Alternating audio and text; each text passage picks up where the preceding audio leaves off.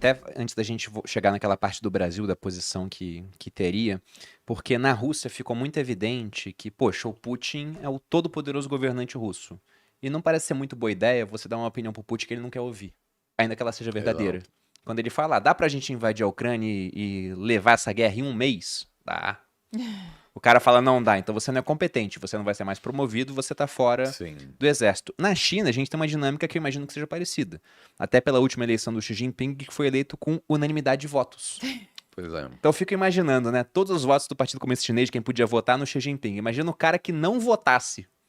Fulano ali não votou. O Oh, que vai É. acontecer? No mínimo a carreira Ele política não vai dele. dizer, chega aqui perto que eu te é. ouvi toda hora. Claro, Pois claro. é, então no mínimo a carreira política dele estaria acabada. Então essa falta de feedback verdadeiro, de alguém poder falar, cara, seu plano não vai dar certo, você tá pensando besteira. Isso foi um fator que foi ruim pro Putin, porque no final ele não tinha forças armadas tão boas quanto ele pensou que teria na hora da invasão.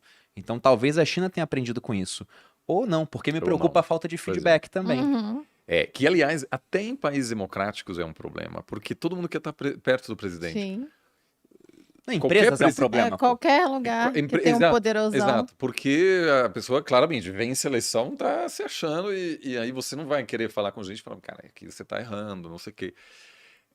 Isso é um assunto que o próprio Lavrov, o chanceler russo, que é chanceler da Rússia há 20 anos, ele soube da invasão, ele não esteve na sala. Hum. Então, assim, e isso está documentado. Ele disse, pois, cara, vou ter que lidar com isso. Quando eu vi, já tava rolando. Mas, assim, Foi mal. não é difícil. Então, isso certamente é uma questão. Eu vou dizer o seguinte, assim, tinha ao longo dos últimos anos, tinha muita, e aí eu vou falar do Brasil, né? Porque tem uma questão que é uma outra diferença que é a Ucrânia é um país soberano. Ela faz parte da ONU, ela é reconhecida por todo mundo.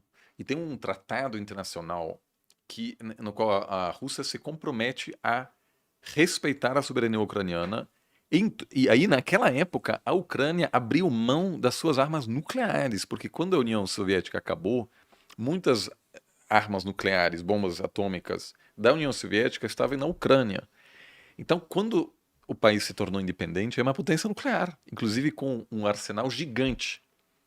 E naquela época, o próprio governo americano pressionou os ucranianos a abrirem mão porque eles queriam estabelecer uma relação produtiva com a Rússia. Né? Naquela época, o Yeltsin e o Clinton tinham uma relação muito produtiva, né? Buscaram, assim, estabelecer nesse otimismo pós-Guerra Fria uma expectativa de que a Rússia ia se tornar um país democrático, ocidental, como eu mencionei, né? Quem sabe faria parte da União Europeia, essas coisas. Chegou a ser convidado no G7, que virou G8, né? Uma tentativa real, assim, de dizer, vem cá. Também muitos erros. As privatizações foram catastróficas, né? Porque aí surgiram os oligarcas que chegaram a controlar partes importantes da economia e aumentou muito a desigualdade, enfim. Então a Ucrânia abriu mão das suas armas nucleares e hoje tem alguns ucranianos que dizem se a gente, naquela época, tivesse mantido nossas armas, a gente não teria essa guerra nesse momento. Mas havia tanta pressão que o país teria sofrido isolamento diplomático porque ninguém queria um país pequeno no meio da Europa, armado, dessa forma. E aí a Rússia aceitou, firmou um dos tratados dizendo a gente nunca vai questionar a soberania ucraniana. E violou essa promessa, que hoje leva os ucranianos a dizerem o que adianta um tratado de paz? Cara, já firmaram não respeitaram, vão firmar outro, o que vai mudar? Pra quê? Então a gente precisa, e hoje, que não havia um plano concreto da Ucrânia entrar na OTAN, havia, né, algumas pessoas na Ucrânia querendo, mas não havia uma predisposição da OTAN de fato chamar eles para dentro. Agora estão desesperados, querem eles dizem o papel com a assinatura do Putin não vai servir. A gente quer uma capacidade de nos proteger, por exemplo, fazer parte da OTAN. O tema de Taiwan é diferente, porque não é um país reconhecido como um país soberano pela grande maioria dos países ao redor do mundo. Né? Aqui na região até alguns ainda reconhecem Taipei como representante da China legítimo, Paraguai, por exemplo. Mas a China, aos poucos, vem pressionando esses países. Então, na ONU, a China tem uma representação, ela é representante, ela é membro permanente do Conselho de Segurança. Isso nem sempre foi assim. Logo depois da Segunda Guerra Mundial, foi o representante de Taiwan na ONU, né, representando China. Hoje é o governo de Pequim. Então, eu acho que o que o Brasil diria? A gente não reconhece a soberania de Taiwan? Então, a gente vai... É um assunto interno. É exatamente o que o governo chinês quer. Não, esse aí é um assunto, é uma província rebelde. Mas, ao mesmo tempo, obviamente, as pessoas em Taiwan não querem fazer parte da China e o tempo está do lado dos taiwaneses. Por quê? Porque, com o passar do tempo, a população chinesa continental, ela se acostuma à nova geração. Para eles, o Taiwan não é um outro país, é uma cultura cada vez mais diferente, né? Você vai num evento acadêmico em Taipei, cara, é um país democrático, entendeu?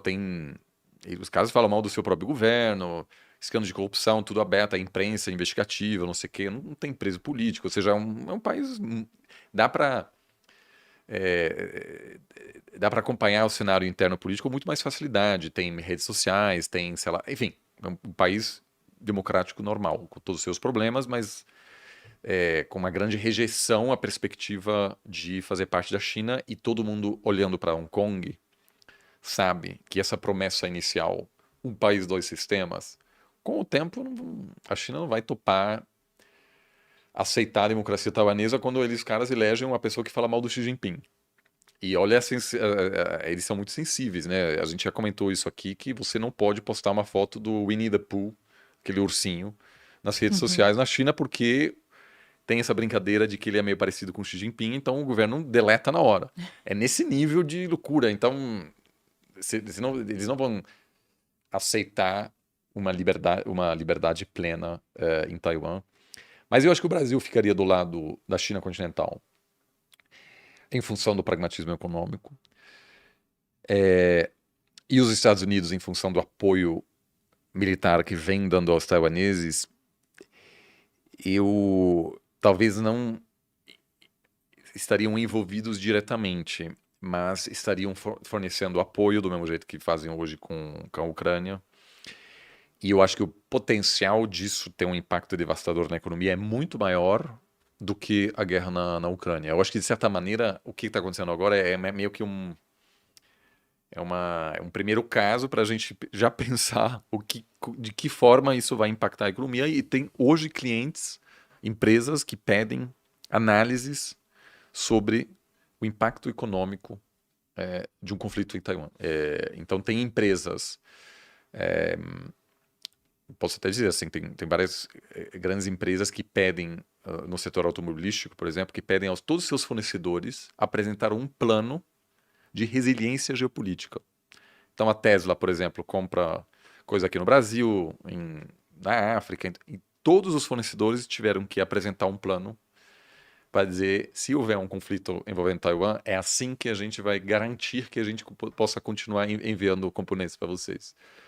Então isso é muito real hoje já. E eu sempre recomendo que, de alguma forma, um investidor precisa também olhar para o seu portfólio e dizer: eu estou investindo em empresas que conseguem reagir bem ou mal. E a tendência é que essas grandes multinacionais precisam, inclusive eles estão dizendo para os seus investidores como eles pretendem se adequar a essas novas realidades. Esse é até um ponto